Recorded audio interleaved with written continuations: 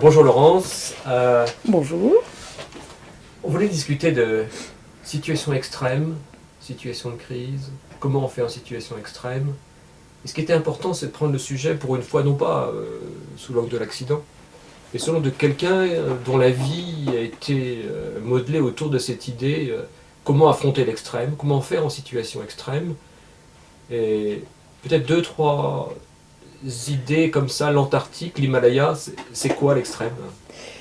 En fait, pour moi, je peux pas dire que j'ai consacré ma vie à aller dans des situations extrêmes, parce qu'en fin de compte, que ce soit l'Himalaya ou l'Antarctique, c'est pas forcément l'extrême. Ce que j'ai surtout souhaité, c'est de m'engager le plus loin possible pour mieux me comprendre, pour mieux apprendre sur mes capacités, et puis pour mieux rencontrer les autres et découvrir en fait ce qui nous environne, la nature, que ce soit la haute montagne ou l'Antarctique. Alors, vu de l'extérieur, ça paraît une situation extrême. Globalement, c'est souvent considéré comme ça. Je le comprends très bien.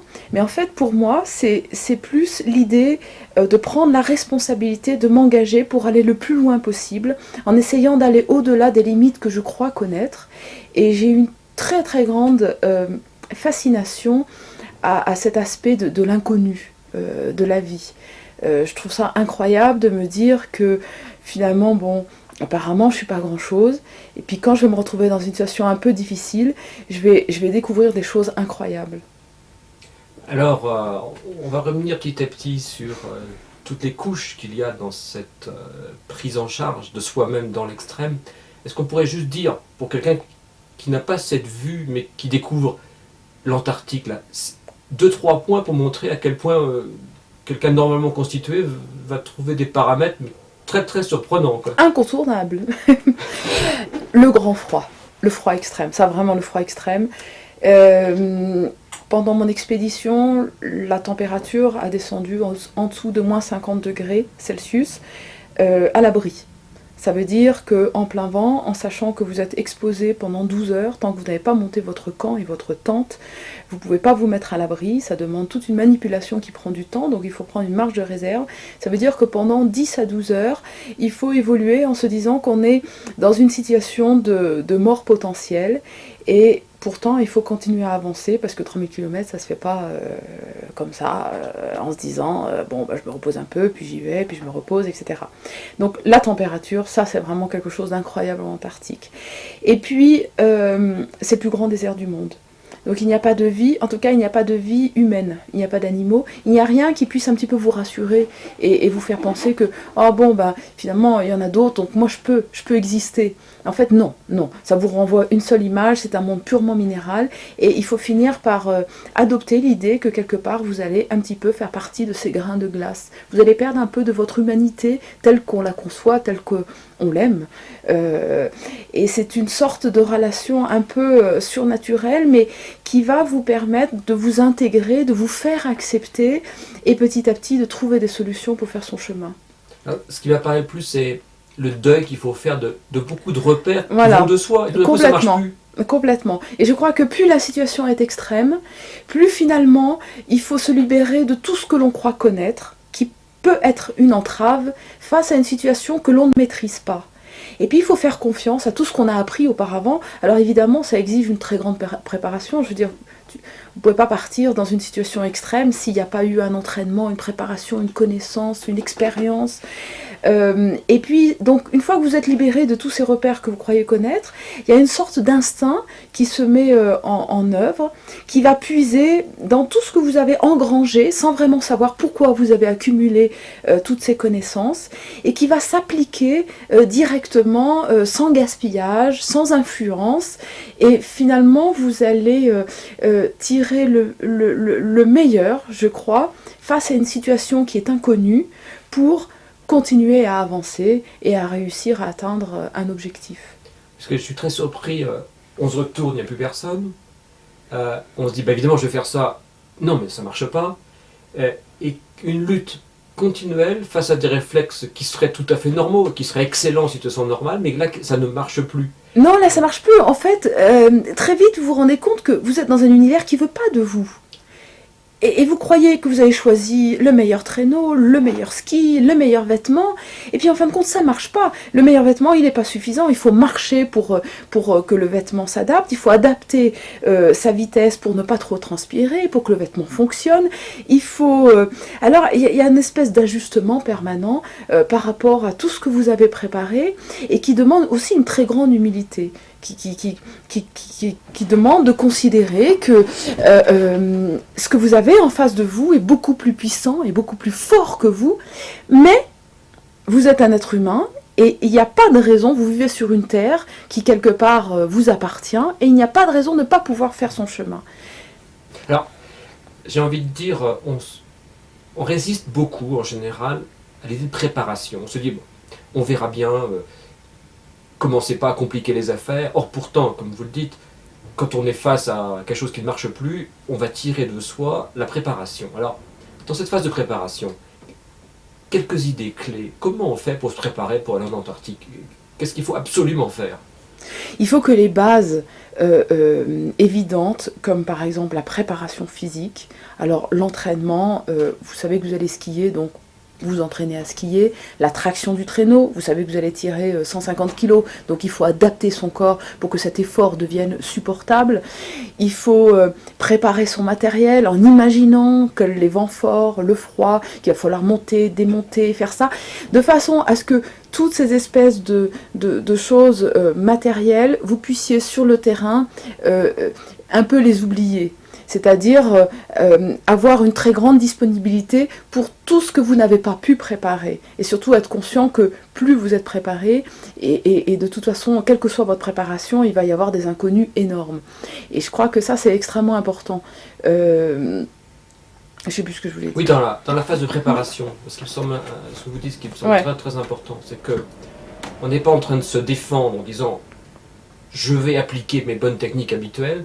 Vous êtes déjà, si j'ai bien entendu, en situation de questionnement, dans quel type d'univers très étrange je vais être et comment je me prépare face à cet univers étrange. Dans la préparation est en fonction d'un questionnement de cet univers et non pas de vos réponses habituelles qu'on va un tout petit peu améliorer. Non, c'est vraiment effectivement, bon d'abord la rencontre avec les gens qui connaissent un peu mieux que vous cet univers, la lecture, je me suis beaucoup imprégnée des histoires d'Amundsen, de Scott, de Byrd, des gens qui ont hiverné tout seuls, des gens qui ont fait les premières traversées en Antarctique avec des moyens incroyables.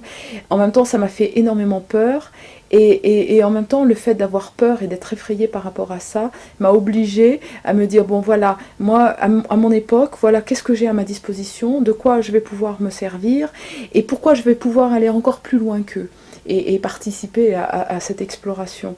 Donc c'est vrai que c'est un questionnement permanent, je dirais que c'est pratiquement jour et nuit. C'est un mode de vie. C'est-à-dire qu'à un moment donné, vous allez vous choisir un objectif, et vous allez vivre à travers cet objectif en permanence. Il n'y a pas un seul instant où vous n'allez pas penser à ça. Moi, je peux aller dans un grand magasin et chercher pour une raison ou pour une autre à acheter, je sais pas, une ramette de papier et tout d'un coup, avoir l'œil attiré par les vis, les clous, les choses et je me dis, tiens, si je casse quelque chose, tiens, ça, cette vis, elle est légère, elle est petite, elle a l'air solide, c'est exactement ce que je recherchais. Ça fait longtemps que je recherchais ça, je ne savais pas vraiment, mais ça, il me le faut. Donc, il y a une espèce de subconscient qui fait que en permanence, vous allez avoir ça en tête, et dès que vous baladez, ah bah tiens, là je suis dans un grand magasin, c'est tout con, je suis au Carrefour, et je vois exactement le gobelet, il va pouvoir bien gérer les problèmes de froid, il a la bonne contenance, j'aime bien la couleur, je me l'approprie.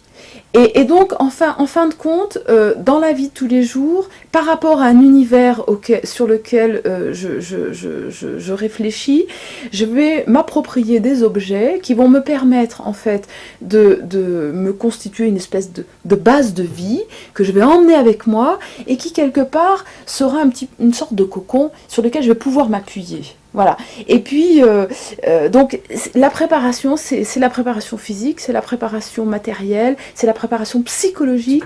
Le rêve a un rôle, les rêves ont un rôle incroyable. Je veux dire, moi, pendant l'année qui a précédé donc mon départ, je suis passée par toute une une phase de rêve incroyable. Donc au début, je rêvais que je partais en Antarctique, que rien n'était prêt, que je me retrouvais sur la glace, que mon traîneau, il me manquait les skis, et que je passais des coups de fil, je ne sais comment, au monde entier pour qu'on m'apporte ce matériel. Mais il fallait que je parte. Donc à travers ce rêve, je comprenais que j'avais choisi un objectif qui me convenait. Il fallait que j'y aille. C'était extrêmement important. Donc, quelque part, psychologiquement, en intégrant ça, ça me rassurait. Ça me permettait d'avoir un peu plus confiance et d'aller un petit peu plus loin. Après, je rêvais que j'allais tomber dans une crevasse, mais que je m'en sortais. Donc, il y avait toute une phase de rêve comme ça, qui, quelque part, psychologiquement, me préparait, me portait, effectivement, jusqu'au moment du départ.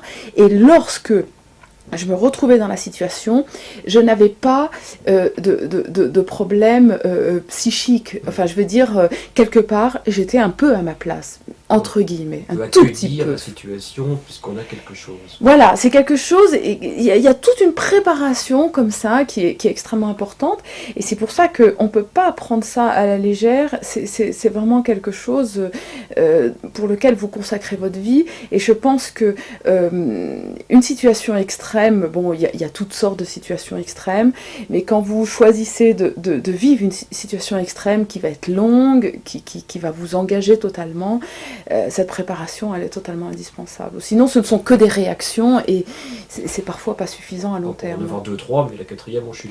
Et voilà, c'est pas forcément suffisant. Alors, vous disiez aussi préparation en regardant ce qu'avait fait Amundsen, je pense à Shackleton, etc. L'expérience est importante, oui. Est-ce que on a une interrogation du genre, tiens, quelles sont les bêtises dans lesquelles ils sont tombés, il faut absolument que je tombe pas là-dessus, et puis quelles sont les idées géniales, on n'aurait pas pensé, et puis tiens, il y a de l'idée là-dedans. Alors oui, là encore, il y a plusieurs phases. On peut essayer de voir le matériel qu'ils avaient en disant « Oula, ils ont fait ça, ben moi j'ai ça, bon, c'est mieux, pourquoi, etc. » Mais bon, c'était vraiment à une époque où ils avaient à leur disposition des choses totalement différentes de ce qu'on peut avoir actuellement. Et donc pour moi c'était important de m'intégrer de leur histoire, mais pas forcément de tirer telle ou telle chose pour l'amener avec moi. C'était plus encore quelque chose de très global, parce qu'il y a un côté extrêmement psychologique. La force psychologique, à mon avis, fait tout, même dans une situation extrêmement sportive et dure physiquement. Et donc, je me suis plus inspirée de leurs réflexions par rapport à leurs difficultés que de leurs difficultés proprement dites. Parce que cette démarche, par exemple, je me souviens de Bird, qui a écrit un livre qui s'appelle Alone, et il a hiverné à un petit endroit qui s'appelle Little America. C'était le premier homme à hiverner, tout seul, dans une espèce de cabane qui était complètement intégrée dans la glace. Il faisait nuit totale à l'extérieur, il faisait moins 70, alors avec tous les problèmes qu'on peut imaginer. Son réchaud à un moment donné ne fonctionnait plus, il a été intoxiqué, et il était à moitié congelé dans son sac de couchage. Je veux dire, donc je trouvais ça terriblement effrayant, et en même temps, il y avait quelque chose dans ma tête derrière qui intégrait donc tout ce qu'il disait, comment il a réagi, la manière dont il a essayé de se protéger, d'aller au-delà des souffrances qu'on peut imaginer terribles. Et c'est ça pour moi qui a été une très grande source d'inspiration. Et les grandes erreurs, je pense que c'est peut-être faux, mais un film que j'ai vu sur Shackleton, où il demande à ces hommes là, de tirer l'échalot, puis il s'aperçoit, tout le monde est contre, et il s'aperçoit finalement qu'il est dans l'erreur. Mais est-ce qu'on tire quelque chose en disant, mais il avait une décision à prendre, il ne savait pas quoi, puis finalement c'était la mauvaise, comment j'aurais réagi, comment il a fait bon. Bon, le problème, c'est que les erreurs, on en fait toujours, hein, surtout quand on prend la direction des choses. Moi, je crois que c'est pas très grave de faire des erreurs. Bon, il y a erreur et erreur. Je pense que le pire, c'est d'être en retrait et de ne pas s'engager. Si on ne s'engage pas, on fait moins d'erreurs, c'est clair. Donc pour moi, moi j'ai fait des grandes erreurs dans le choix. Je me souviens de ma première expédition en Antarctique, dans le choix de mon traîneau qui était beaucoup trop lourd. J'ai fait des erreurs dans le choix de ma tente qui était trop compliquée à monter, donc je me suis gelé les doigts. Donc je veux dire, il y a eu une atteinte physique qui était importante et psychologique aussi, parce qu'on s'aperçoit que finalement, il n'y a rien qui ne va pas. Mais je veux dire, le fait de constater qu'on fait des erreurs, permet après permettrait d'évoluer, de trouver de meilleures solutions. Et c'est vrai que la deuxième expédition, je suis partie, je pense, avec du matériel qui était vraiment incomparable, même dans la gestion de mon effort, même dans la gestion psychologique, etc. Donc, si je repartais encore une troisième fois, peut-être que j'irais beaucoup plus vite, beaucoup plus loin, mais peut-être que aussi ce serait une plus grande erreur. Parce que, quelque part, il y a aussi... donc, c'est très difficile pour moi de dire... je pense qu'il ne faut pas avoir peur. Je pense que ce serait une erreur d'avoir peur de faire des erreurs. C'est vraiment quelque chose de difficile. Alors, j'allais dire, la préparation, bon, elle est puissante, elle va au fond, et, enfin aussi bien les techniques que vraiment psychologiquement, je suis comment et comment d'autres ont fait. Et ce qui m'a frappé en lisant votre livre, c'est beaucoup aussi, et qu'on voit toujours en situation de crise, en situation extrême, c'est la surprise. C'est la première chose qui vous arrive, c'est quand même votre GPS, qui est ce qu'on fait de mieux au monde. Tout d'un coup, ça ne marche pas. Alors, qu'est-ce que c'est que cette histoire ? Ça a été une très grosse surprise. En plus, ça a été le premier instant de mon contact avec l'Antarctique toute seule. J'étais pas très loin de la base. J'étais pas très loin donc du pôle Sud. Et c'est vrai que moi, je suis à une époque où le matériel technologique est étonnant. Je veux dire, téléphone Iridium, GPS, c'est des choses qui font une énorme différence par rapport à l'époque de Shackleton ou Nansen, etc. Et donc, c'est quelque chose sur lequel on s'appuie énormément. Et puis, bon, c'est léger, les piles, c'est facile à manipuler, etc. Et quand je prends pour la première fois ma position, et que je pars du pôle Sud, parce que par rapport au Soleil, par rapport à l'heure, par rapport à ma position géographique, instinctivement, je sais quelle est ma bonne direction, donc j'y vais sans utiliser mon GPS. Mais quand je prends le premier soir ma position, mon GPS me demande de retourner en arrière.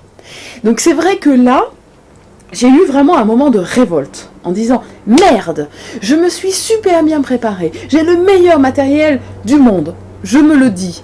Je m'engage dans un truc pour lequel je pense être suffisamment préparée, et finalement, il faut que je retourne en arrière, que je passe sous le nez des Américains pour aller en position opposée. Je me suis dit, non, c'est pas possible. Et j'ai eu un moment, là, de panique, de flottement. C'est-à-dire que tout d'un coup, tout m'échappait. Presque, en plus, bon, c'est relativement en altitude. Quand vous êtes parachuté en altitude avec le froid, il y a une sorte d'anesthésie, on va dire, intellectuelle momentanée avant d'arriver à gérer, vous retrouver, se créer quelques repères. Et j'étais plus capable de recalculer ma direction. C'était incroyable, quoi. J'ai appelé la Terre entière. Et la Terre entière a été incapable de m'aider. On m'a dit je sais pas, mais c'est pas normal, etc., etc. Et finalement, je me suis servi du soleil, j'ai essayé de calculer en calculant ma longitude, en reprenant les bonnes vieilles méthodes. Et puis je me suis rendu compte qu'effectivement le matériel avait des limites qui étaient très vite atteintes parce que quand vous êtes au pôle sud, trop près du point zéro, et que finalement si vous faites un pas à droite ou un pas à gauche, vous changez de longitude, et donc votre GPS est incapable de calculer votre position et de vous donner votre direction. Donc c'est tout simple, mais quand vous êtes comme ça au moment de partir, c'est vrai que ça a été une très mauvaise surprise. Et la parabole est magnifique, en préparation, c'est dites-moi la chose ultime sur laquelle vous allez compter, sur lequel vous n'allez poser aucune question, eh bien on va faire l'hypothèse que c'est ça qui ne marche plus. Enfin, oui, non mais c'est ça, c'est exactement ça. Ouais, c'est exactement ça. Parce que c'est vrai que le reste, que ça soit le matériel, les choses, j'étais tellement habituée à travailler dessus que je me disais, même s'il y a un problème, je prendrais une vis de ma fixation de ski, je la mettrais dans mon réchaud, enfin, je veux dire, je me débrouillerais. Mais le GPS, c'est un petit appareil électronique, je ne vois pas en train de démonter mon GPS. C'est vraiment quelque chose que j'imaginais pas du tout. Et alors les pièges, parce qu'il y en a toujours dans ces situations. Là, vous en avez eu un gros qui était l'affaire du réchaud où vous risquez de mourir. Ouais, les pièges, je trouve, c'est deux choses qui sont complètement opposées. C'est d'une part, d'une certaine manière, à un moment donné, vous commencez à vous sentir bien et vous commencez à vous dire « super, maintenant je m'en sors ». C'est comme une sorte d'excès de confiance qui fait que quelque part, vous risquez de perdre cette espèce de mise en alerte en permanence qui vous fait réagir très vite face à un problème et surtout avoir suffisamment de lucidité pour percevoir le problème. Et puis, c'est à l'inverse, vous laissez envahir par un sentiment que finalement, vous êtes trop peu de choses au milieu de cet univers que c'est trop violent, c'est trop inhumain, et puis une sorte de... Finalement c'est très réaliste, hein, que vous n'avez rien à faire ici, et quelque chose de négatif au niveau de l'esprit qui fait que vous vous enfoncez dans une vision trop limitée de vos capacités. Mais qu'est-ce que je fais ici? C'est ça. Qu'est-ce que je fais ici? Bon, de toute façon, je fais une petite erreur, je me gèlerai un doigt. Je peux dire, bon voilà, je suis pas loin de la base, je peux renoncer, et tout le monde comprendra. De toute façon, tout le monde pense que ce que je vais tenter de faire, que ce que je tente de faire est impossible. Donc personne, il n'y a que moi qui saurait que j'ai échoué. Donc finalement, ce serait pas très grave. Donc pour moi, c'est les deux choses. Et donc, le défi, c'est d'arriver à naviguer entre les deux. C'est-à-dire d'être suffisamment réaliste et lucide pour faire face aux problèmes quand ils se présentent, mais ne pas les imaginer quand ils ne sont pas là. Donc c'est une gestion de l'esprit qui est très très importante, vraiment une maîtrise de l'esprit qui est vraiment fondamentale, et en même temps une concentration et l'idée qu'il ne faut pas faire la moindre erreur. Donc c'est une très grande tension en même temps. Ça, on le voit bien et dans votre film et dans votre livre. À un moment donné, vous dites, cette pensée-là, je n'en veux pas. Il faut l'éliminer. Et comment on fait? Eh ben, il y a un moment donné, vous avez le sentiment que vous êtes quand même en danger de mort. Je vais dire, ce serait très très facile de dire, mais c'est pas possible, mais cet endroit n'est pas fait pour l'homme ou pour la femme. Donc je m'arrête, je me cloître, j'attends les secours. S'ils peuvent venir me chercher, je les attends. Donc, alors c'est un choix. Et c'est ça, repousser les limites. C'est gérer son esprit, éliminer les mauvaises pensées, s'emplir de choses positives, s'appuyer dessus, tout en restant réaliste. Donc, et je crois que cette démarche est quelque chose qui me sert dans la vie de tous les jours. Parce que finalement, on a toujours de très bonnes raisons de penser noir ou blanc. Après tout, on fait le choix par rapport à ça. C'est un choix, hein, c'est vraiment un choix. Et je crois que après, ce qui se passe dans la suite, cette espèce de spirale infernale qui nous enchaîne, est en relation avec la vision que l'on a des choses. Il y a même un moment très important d'hygiène psychologique. Par exemple, vous dites, c'est pas le moment maintenant de me laisser envahir par des idées sur mes filles ou de les appeler maintenant, ce sera tout à l'heure, mais je gère ma capacité psychologique. Ça, c'est vraiment très fort, je pense, dans une situation extrême. Oui, je pense qu'il faut se rendre compte qu'on a tous des limites et que pour prendre des bonnes décisions, je pense que il faut avoir cette liberté, à la fois cette liberté d'esprit et en même temps cette maîtrise. C'est clair. Je pense que dans un univers comme l'Antarctique, vous découvrez que vous êtes un homme libre. Et cette liberté vous donne la possibilité de prendre les bonnes décisions. Pour moi, c'est quelque chose, c'est une très grande découverte. Vous parliez des surprises, ça c'est peut-être une découverte sur le plan humain. C'est de se sentir libre d'exister tel que l'on est, hors toute influence, et de faire des choix qui vont vous permettre d'atteindre un objectif ou de réussir un défi sans aucune pression extérieure ni influence. Je pense que c'est l'endroit où je me suis sentie le plus libre, quels que soient les efforts qu'il m'a fallu faire pour m'adapter. La difficulté quelque part, je crois, comme on a un monde d'extrême à l'extérieur où on est hors champ, pour qu'on n'ait pas d'accident de décompression, il faut qu'en interne, on ait fait cette préparation, où on soit libre, ouvert à ces basculements, à ces infinis, et à ce moment les deux peuvent un peu communiquer. Complètement. Je crois que il me semble que ce serait un exercice extrêmement intéressant pour énormément de gens, d'être capable de vivre seul dans des situations que l'on choisit, et de découvrir sa manière de fonctionner, ses compétences, ses qualités, ses défauts, d'avoir une sorte de très grande lucidité par rapport à ça. Et je crois qu'à partir de là, vous ramenez cet individu qui a fait ce travail au sein d'un groupe ou au sein d'une société, et à ce moment-là, à mon avis, ça donne quelque chose de totalement différent, qui est beaucoup plus positif, parce que j'ai tellement le sentiment que dans notre société, les choses sont masquées, sont non dites, sont dans avec des raisons plus ou moins intéressantes, que finalement on en perd l'essence, l'essentiel.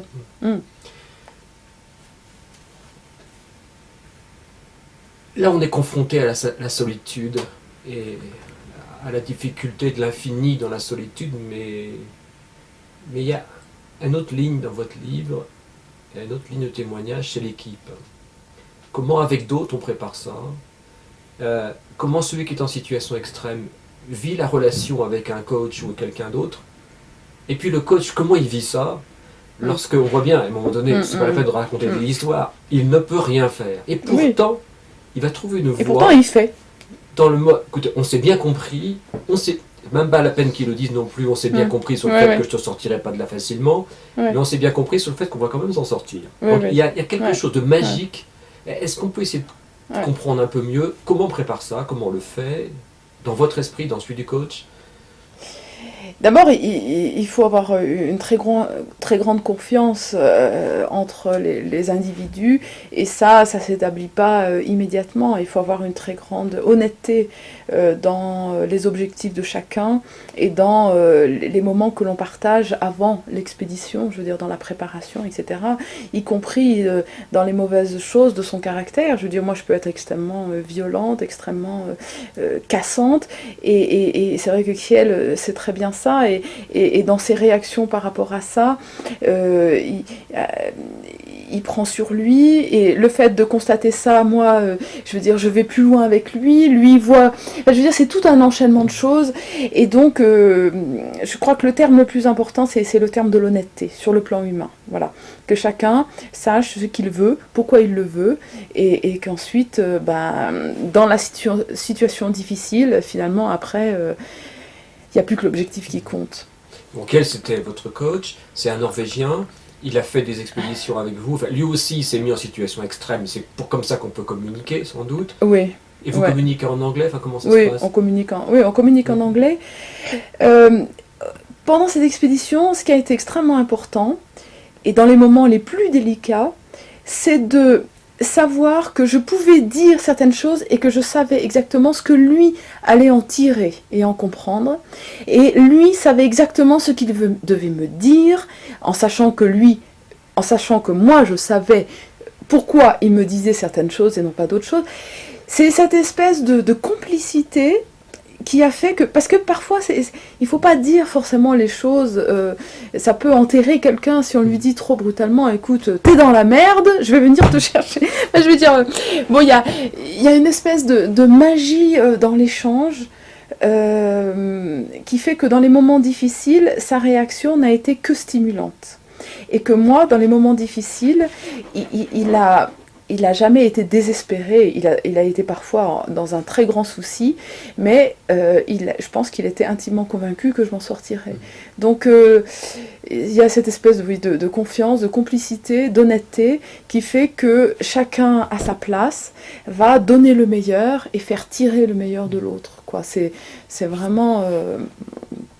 Mais là aussi, il faut peut-être évacuer des idées négatives à un moment donné où la confiance fut traite.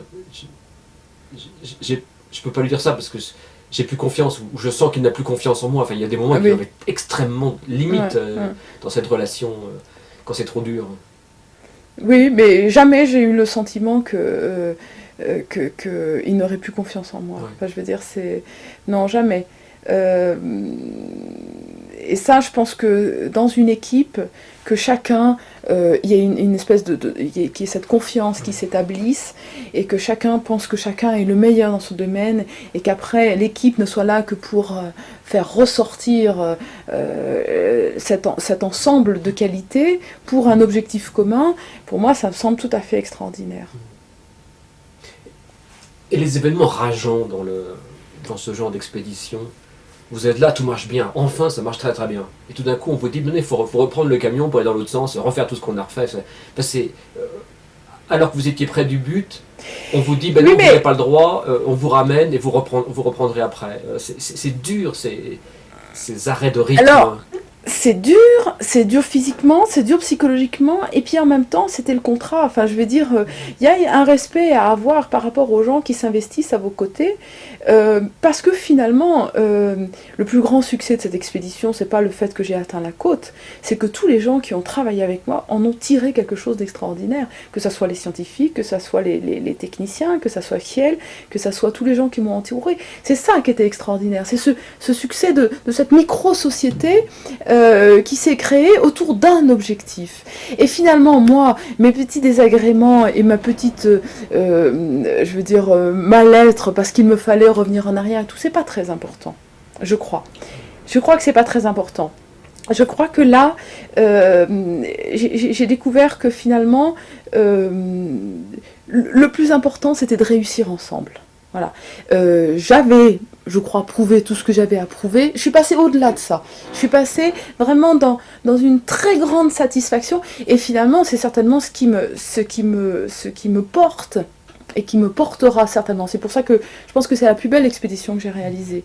Et que peut-être que je ne veux pas prendre le risque d'imaginer quelque chose qui ne soit pas aussi réussi. Bien sûr, je peux aller plus loin, je peux faire plus long, je peux aller plus haut, mais là, cette équipe qui a tellement donné, chacun a donné, c'était vraiment quelque chose d'extraordinaire. La leçon est très belle, parce que pour le lecteur, c'est rageant. Et vous le voyez d'une certaine positivement. manière. Et ça a été rageant pour les journalistes. Alors c'est vrai que là aussi, vous découvrez que vous donnez une ligne directive avec un certain nombre de valeurs qui sont importantes pour vous, et que finalement certains journalistes qui veulent vous faire réussir d'une certaine manière parce qu'à leurs yeux c'est plus vendable ou plus revendicable, et bien finalement vous découvrez que votre liberté vous permet d'être indépendante du regard de gens qui finalement ne veulent que récupérer un argument. Mais c'est pas vraiment votre être qui les intéresse, c'est le fait que, super, la première traversée en solitaire, no stop, machin, truc bidule. Mais finalement, ça n'a aucune importance. Donc, c'est ça aussi qui est extraordinaire à travers ce genre d'expédition, c'est que vous découvrez vraiment votre liberté à tous les niveaux. Oui, ça c'est important parce qu'on était tout à l'heure sur comment j'imprime ma marque, comment je fais ma trace dans un projet, etc. Et tout d'un coup, vous êtes percuté par autre chose qui est une autre trace qui vous vient de l'extérieur, qui est une trace médiatique qu'il fallait donner autrement. Et là, vous dites, je conserve là aussi ma trace et ce que je veux. Voilà. Mais c'est ce fait que ce soit percuté par... En permanence percuté, parce que quand je suis passée à Domsé, j'ai rencontré des tas de gens qui étaient fascinés par ma traversée, mais c'était à mi-chemin quand même, j'ai pas terminé. Et je veux dire, c'est des gens qui me demandaient beaucoup, et à qui il fallait que je donne, et à qui j'ai donné un petit peu, parce qu'il fallait que je me préserve pour pouvoir terminer ma traversée. Donc c'est un espèce, là encore, d'équilibre qu'il faut trouver entre les besoins des uns et des autres, les contrats que vous avez mis en place, les gens... c'est quelque chose d'extrêmement subtil, de très humain. Et c'est vrai qu'il n'y a pas de mode d'emploi, je veux dire, et c'est là où je trouve que l'aspect humain est une valeur pour moi fondamentale, et que bien qu'on soit dans un monde technologiquement avancé, finalement je crois que pour moi ce qui est extrêmement important, c'est de rester libre par rapport à ça. Parce que pour moi, c'est la seule chose qui soit vraiment importante. Mais dans votre témoignage, ce qui se ressort, c'est que la liberté, ça se conquiert, ça se travaille. Enfin, ça ne vient pas comme ça. Ça se conquiert, ça se travaille, ça se fait dans un très grand respect par rapport aux autres. Il faut aussi beaucoup d'exigences dans ces relations, je veux dire. Il y a vraiment des choix à faire. Mais c'est certainement ce qui permet d'aller le plus loin possible, et puis de faire des choix qui soient réellement valables, quoi, à long terme. Qui ne soit pas juste de dire bon ben voilà, il faut que pour l'année prochaine je gagne tant ou que je réussisse ça. Je veux dire, c'est quelque chose vraiment pour le très très long terme, mais pas forcément pour la fin de ma vie à moi, mais pour la suite. Alors, finalement, j'ai peut-être une question à vous poser qui aurait été celle-ci. En allant un petit peu au-delà de cette expérience précise, et en termes un peu de parabole encore, nos sociétés sont confrontées aujourd'hui à des phénomènes extrêmes, impensables il y a 10 ans, en termes d'effets domino généralisés, d'effets de surprise, comme on a eu la pneumonie atypique récemment. Et on a ces gens qui, en gros, ont acheté une croisière sur le Club Med, et puis on leur dit, ben non, c'est pas les Bahamas, finalement c'est l'Antarctique.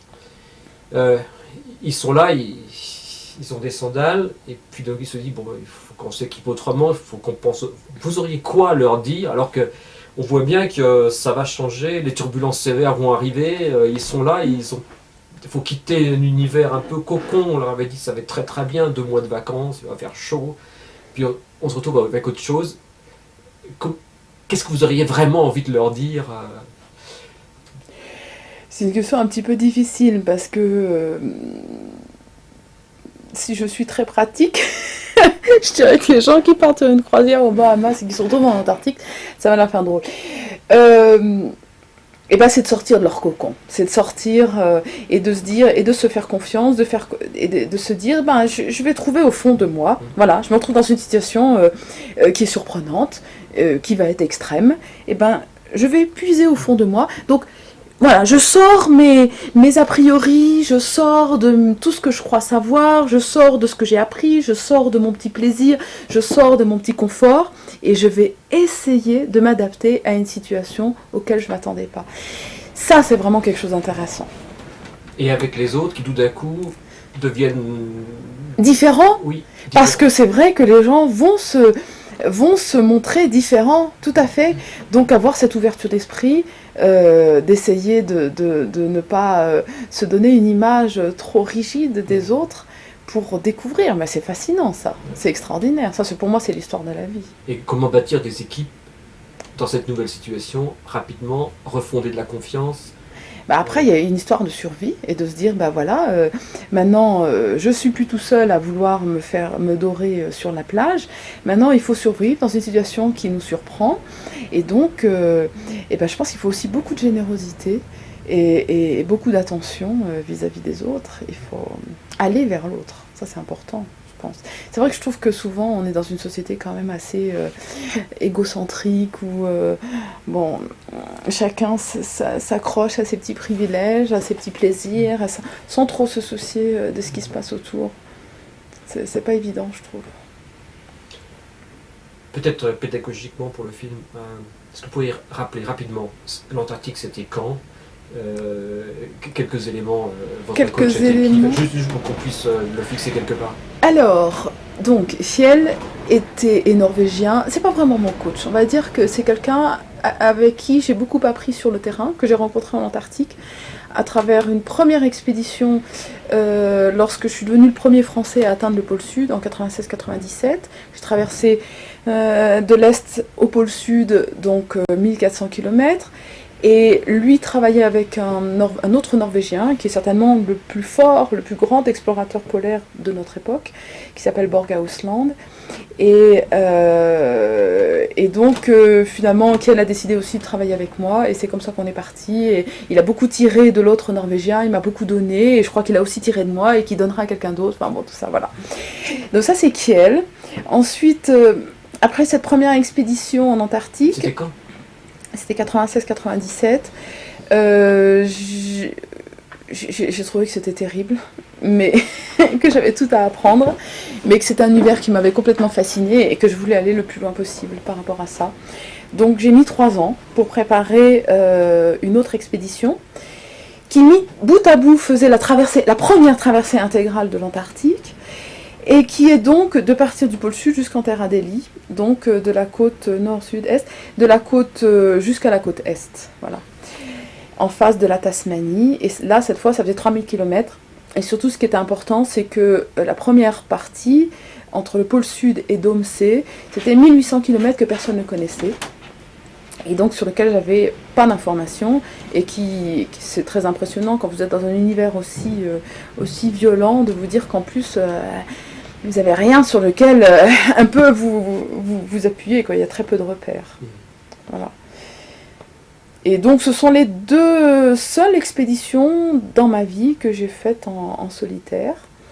Et le solitaire, le fait de faire quelque chose en solitaire n'est pas une fin en soi, mais je pensais que c'était une étape extrêmement importante pour en apprendre plus sur moi, sur mes capacités, avec l'intime conviction que je serais plus forte si j'étais seule, parce que je trouve souvent difficile de résister aux influences et aux pressions, et à l'idée que les gens se font de vous, qui est en fait souvent très limitatif. Donc là, je me disais, je vais pouvoir donner le meilleur de moi, en fonction de moi, avec mes propres repères, avec mon propre rythme, avec une discipline très rigoureuse.